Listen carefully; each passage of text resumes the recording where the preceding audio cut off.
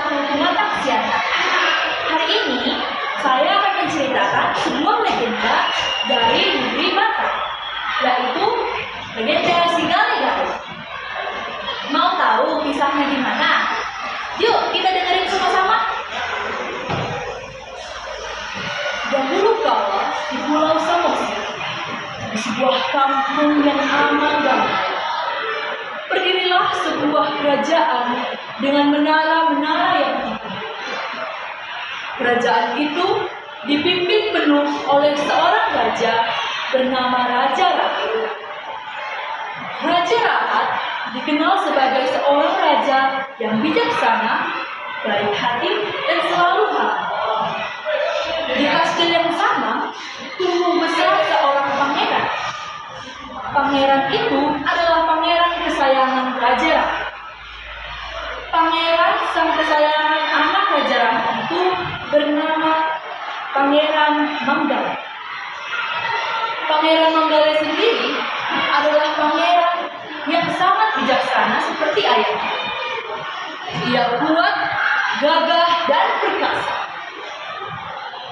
Sampai pada suatu hari, seorang suruhan dari kerajaan seberang datang menemui raja. Ampun Baginda, saya di sini ingin menyampaikan bahwa sebentar lagi akan terjadi perang di perbatasan dan kami ingin menawarkan kerjasama karena perang ini akan menyerbu semua kerajaan kita. Jadi apakah Baginda Raja mau menyertai pasukan kami? Baginda Raja langsung merasa kaget mendengar kata perang besar. Apa? Perang besar? Tidak. Aku tidak akan membiarkan rakyatku menderita.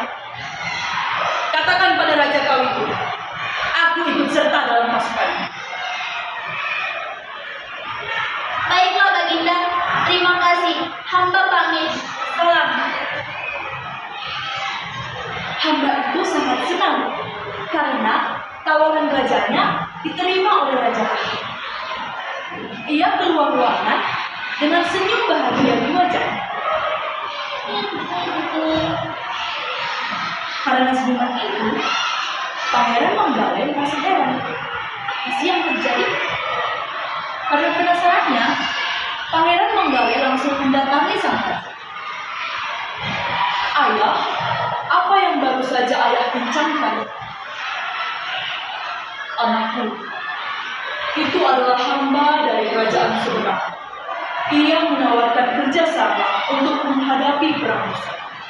Sebentar lagi akan terjadi perang besar di perbatasan. Apa? Perang besar? Bagaimana kerajaan kita nanti, ayah? Maka dari itulah ayah menyetujui persekutuan kita dengan kerajaan seberang. Sudahlah anakku, kita akan pasti menang akibat persekutuan ini. Kita akan pasti lebih kuat karena kita didukung oleh kerajaan ini. Pangeran Manggala sedih karena ia tahu bahwa raja pasti akan ikut turut serta dalam medan perang nanti. Ia berdiam sejenak. Sudahlah anakku, kita pasti akan. Baiklah ayah, aku akan ikut serta dalam medan perang. Ikut serta? Tidak. Kamu tidak boleh ikut serta. Kamu diam saja di kerajaan. Pangeran Manggala tahu bahwa ia akan ditolak oleh sang ayah. Namun ia tahu, jika bukan dia yang pergi, maka sang ayah yang akan pergi mewakilkan kerajaan. Keesokan harinya, Pangeran Manggala berkali-kali membujuk ayahnya. Berkali-kali dibujuk, berkali-kali ditolak. Namun pada akhirnya, karena rasa kasih sayang sang ayah kepada anaknya, Pangeran Manggala pun diperbolehkan untuk serta dalam perang. Anakku, kamulah orang yang benar-benar ikhlas. Tolong jagalah dirimu. karena engkaulah satu-satunya anakku. Tak berselang lama, perang kemudian meletus. Banyak korban berjatuhan, banyak prajurit berguguran. Namun satu ketidakberuntungan menimpa raja. Pangeran Mangku tewas. Seluruh kerajaan kemudian berkabung. Sang raja sangat sedih begitu mendengar perkataan saksi langsung dari prajurit. Tidak, anakku, kenapa? Kenapa? Tega sekali mereka kepadaku.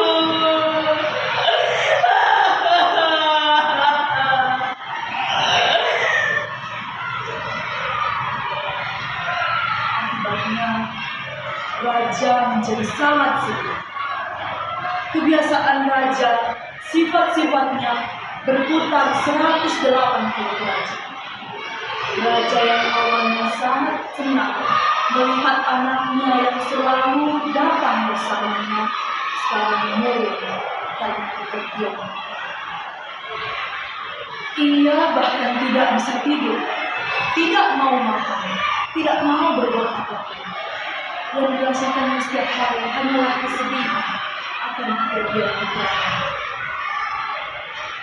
Namun, seluruh penghuni istana sangat kasihan melihat kerajaan yang seperti tidak memiliki raja lagi, akibat sang raja yang selalu murung diri di kamar. Sampai pada suatu ketika, muncullah sebuah ide dari para pengawal raja. Bagaimana kalau kita buat patung yang menyerupai pangeran? Bagaimana bisa kita membuat patung?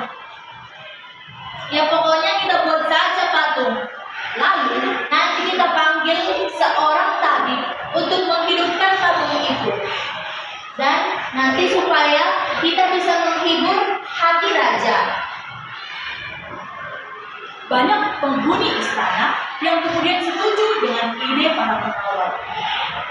Mereka kemudian membuat sebuah patung yang sangat mirip dengan sang pangeran. Seakan-akan itulah pangeran.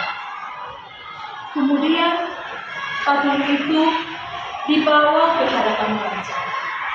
Lalu dipanggillah seorang tabib yang sakti untuk menghidupkan patung itu. Salam Baginda, hamba adalah tabib yang engkau panggil. Namun Baginda, ketahuilah, aku tidak bisa memanggil atau menghidupkan kembali patung ini. Tetapi Baginda, aku dapat menarik rohnya ke sini, dan ia akan mengisi patung ini. Tapi Baginda, ada syarat yang harus Anda patuhi. Baginda sama sekali tidak boleh menyentuh patung ini. Jika Baginda menyentuh patung ini, Baginda akan menyesal. Sang Baginda Raja sebenarnya sedih. Namun, apapun akan dilakukannya untuk sang pangeran.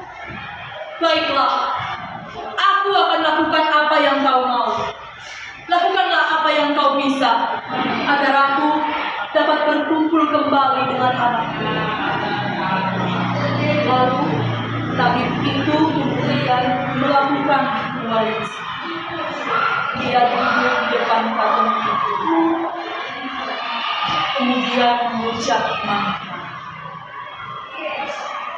Ale Devata Nabulaja Dinabolon Tangiong Matangiogo Baki Maho Sigale-gale Joli Jurmao Baki. Kemudian patung itu tiba-tiba bergerak. Seakan-akan itulah pangeran yang sedang menari-nari. Sang raja begitu kagum, apalagi patung itu kan sudah mirip sekali dengan sang pangeran. Kemudian patung itu menari-nari seperti asli. Sang raja menangis terseduh-seduh. Tak kuasa ia menahan sedihnya. Lalu ia berlari tanpa disadarinya dan memeluk patung itu. Oh, tahian aku! Oh, tahian aku! Seketika patung itu berhenti bergerak. Persyaratan telah diputuskan. Raja lupa bahwa ia sama sekali tidak boleh menyentuhnya. Patung itu berhenti bergerak dan sihir pun patah. Seakan-akan rohnya menghilang kembali. Sekali lagi kerajaan mengalami kesedihan yang sungguh menyedihkan bagi Baginda.